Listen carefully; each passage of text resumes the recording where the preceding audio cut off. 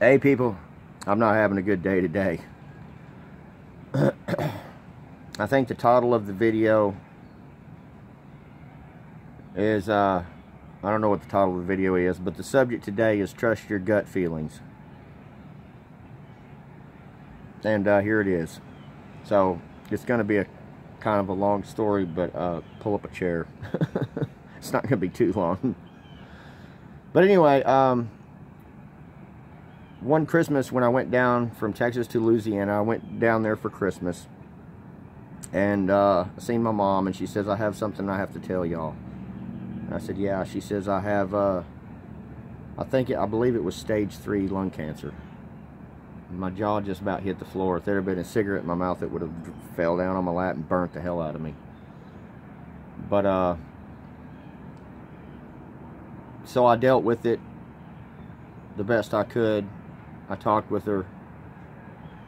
I told her things that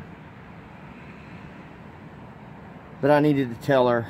And I'm not going to get into the long version of it, but this is a short version because this is not on her. It's on a different subject. So anyway, I moved down there, and I talked to this person down there that had been friends with me before when I lived down there, and his name was Red. And Red says, yeah, you can come stay with my family. And my wife and his wife were great friends, and I was good friends with him. So I said, cool. So I load up the U-Haul, and at the time I had another 1972 Chevy truck. That's a long story too, getting that thing down there. But I don't want to get into it, but I had to tow it behind the U-Haul with a tow bar, and struggle with flats and everything all the way there. But anyway, let's not get into that.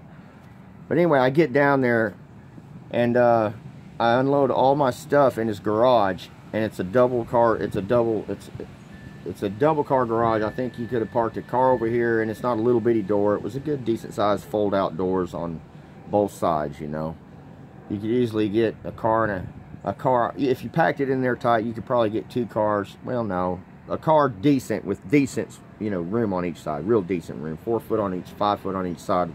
She decided to put cars in there, but he turned one shop into a storage area and one shop into his workshop. And so we packed all our stuff in there, and I lived there for about, I'm saying a week, week and a half. And he says, we got a problem. And I said, what? He said that that truck of yours, that 72 Chevy, is not tagged, and he wants it. We got to do something with it. Don't know what we're going to do, but we'll get to that later. He says, right now, you got dogs that are living on the premises and really don't want dogs. And that's because they whined all the time, you know. They were having to stay outside, and I didn't like it. That's just the way it was. Spend as much time as I could with them. Yada, yada, yada. He made the suggestion of putting them in a no-kill shelter, and they'll find them a good home, yada, yada. No.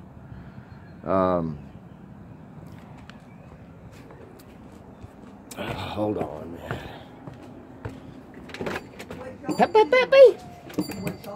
Baby. Come on. Come here. Come here. Anyway. Come here. Anyway, this is the dog. Y'all probably, for the new viewers, y'all can see him. For the people that haven't, you know, viewed the other videos that I've had, but you could not say no to this face right here. I promise this dog I'll take care of him. When I take a responsibility for a dog, that's a responsibility you take forever till they die. That's just the way I am. And then after that, and that's what I'm getting into now. But anyway, so I end up calling another guy named Shay McDonald. He's a good guy, man. He said, no, dude. He says, you want to manage one of my trailer parks? He says, for now, just bring your dogs and your, you know, some small things, and just to, you know, pack a suitcase or whatever, and come stay with me. And you can even bring a kennel and leave your dogs in the house at night with you. And then when they're during the day, you can put them out in the yard or whatever, or whatever. And I said, well, thank you very much. And we ended up staying at his house for about a week, and then we ended up moving. I went to my mom and I told her, hey, you got a 5th wheel trailer in the back. What are you going to do with it? And she says, well, we're going to give it away. And I said, well, let me have it. So I talked to my stepdad. He says, yeah, you can have it. So I moved it on the trailer park, and we became the managers of the trailer park, and we did a pretty good job of managing it. Cleaned it up a lot. It went through the middle of a hurricane or a flood, the big flood that was down there in Louisiana, man. Everything was flooded down there, and so there was a lot to clean up on the area, because there was a couple of trailer houses that had been flooded. They had been on 15-foot stilts. They still took on 5 foot of water. I had an alligator. I ended up living in, moving out of my fifth wheel, and I ended up going in there, man, and somebody told me there was an alligator swimming around in my trailer. I said, damn. That's crazy, huh? An alligator swimming in your trailer. He got in there and he ate all the food out of the refrigerator because it was rotten. The alligators feed on rotten shit. Anyway, back to the story. So I'll go over to Red's, and I tell him, you know, and while I'm going over to Red's place, I notice things that have been moved around in the area, because we're going in there and we're getting miscellaneous crap that we need, you know, shampoo, you know, daily living crap. And I noticed that my stuff's being moved around in there, and it just ain't the way I left it. And his excuse to that was, well, I needed to get something that was in there, which it wasn't. I don't think he needed anything in there. He just wanted to pilfer through my shit. I should have raised the first eyebrow. That's the gut feeling, you know. So he taught me now, and everything's cool, man. I just need to get some stuff in the back, yada, yada, yada.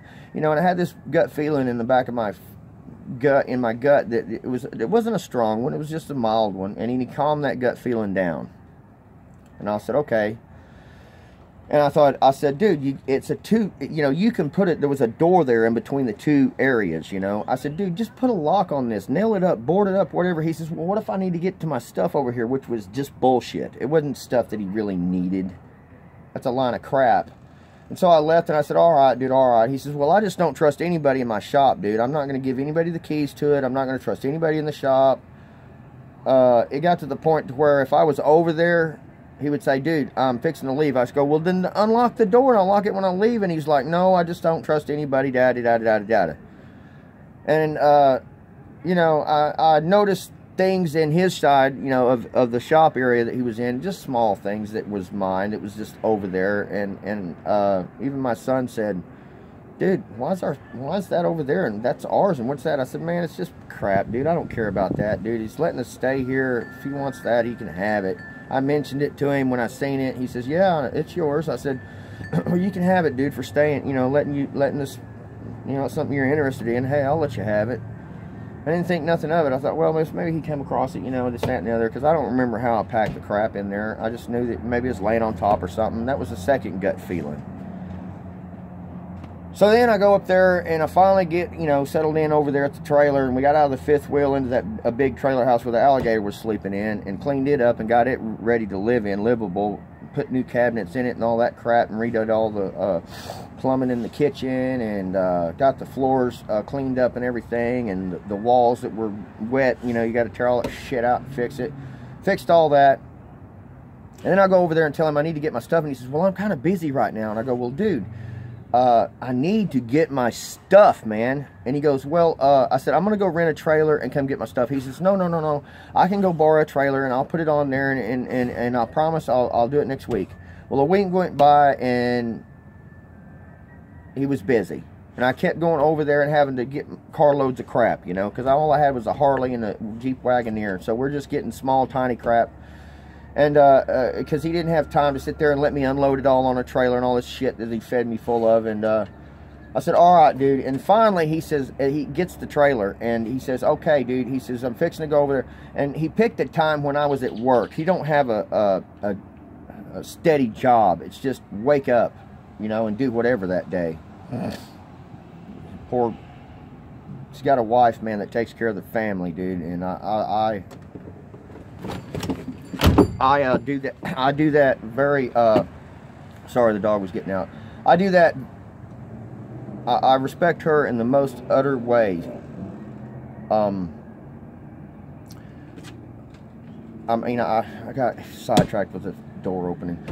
I respect her a lot because she takes care of the family, and she sticks with her husband and by her side because she feels that marriage is forever. And I pray for her all the time, and I pray for I pray for Red. I really do.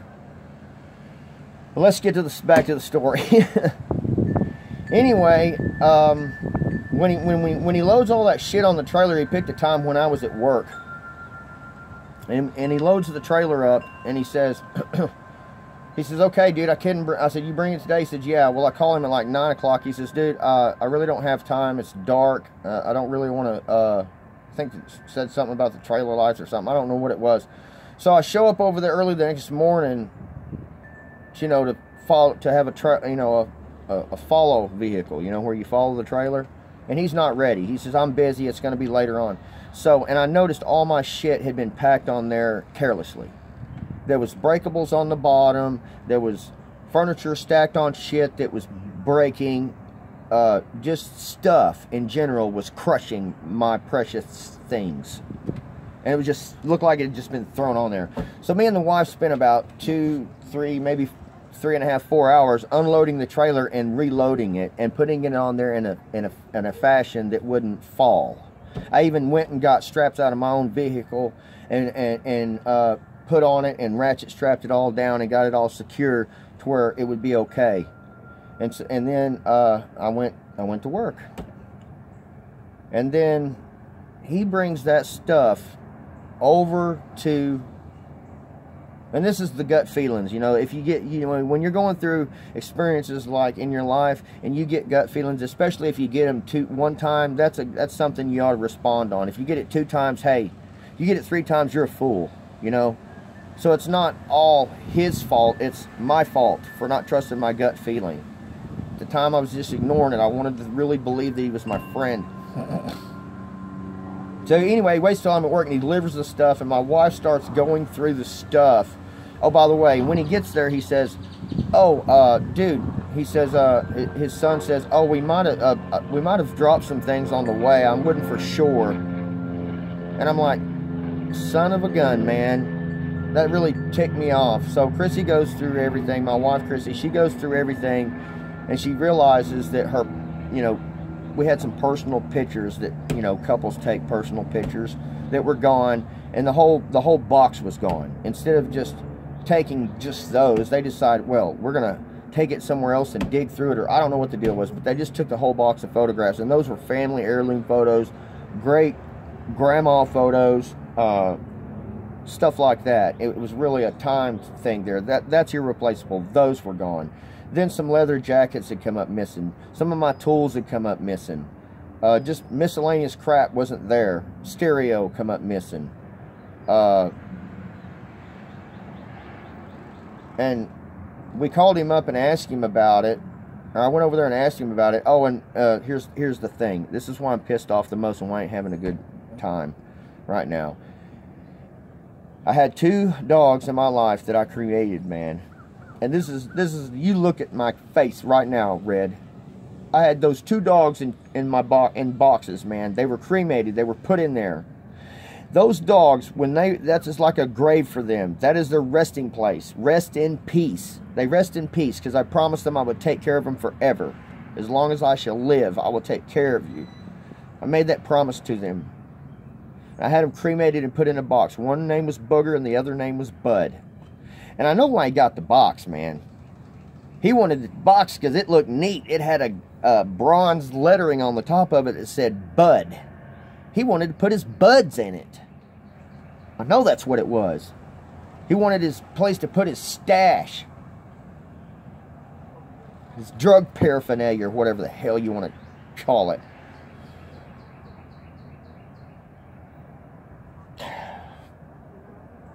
And they're gone. They are gone. You stole from me, bro. You took pictures that are irreplaceable. You stole leather jackets. You stole tools. You stole a lot of shit from me, man. And I don't know where shit went south, bro. And I don't know where your moral values are, man. But I wish the worst in the world to happen to you. Look in this screen right here, dude. I hope the worst happens to you. I hope it happens to you, and I hope the worst thing happens to you sometime in your life where somebody, karma, bites you in your ass. I even talked to your son and went to him and asked him about some of that crap. He told me, dude, he says, you know, as after we got all our crap at the house, he says, man, he says, I'm so sorry, but I'm going to tell you something. but I don't want you, and I'm sorry, son, but I have to do this. He says, I don't want you going over there and saying I said it. And I said, okay.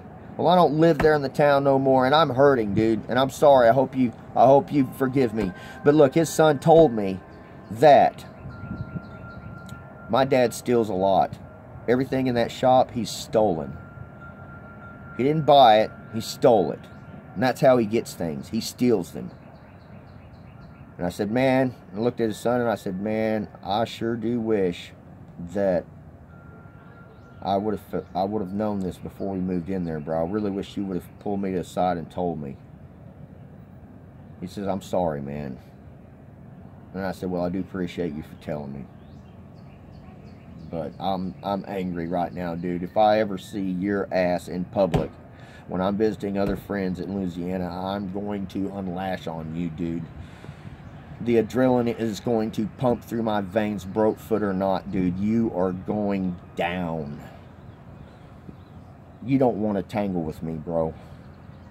You've tangled with me already, dude. I swear, dude. If you see me, you better tuck tail and run the other way to avoid some conflict.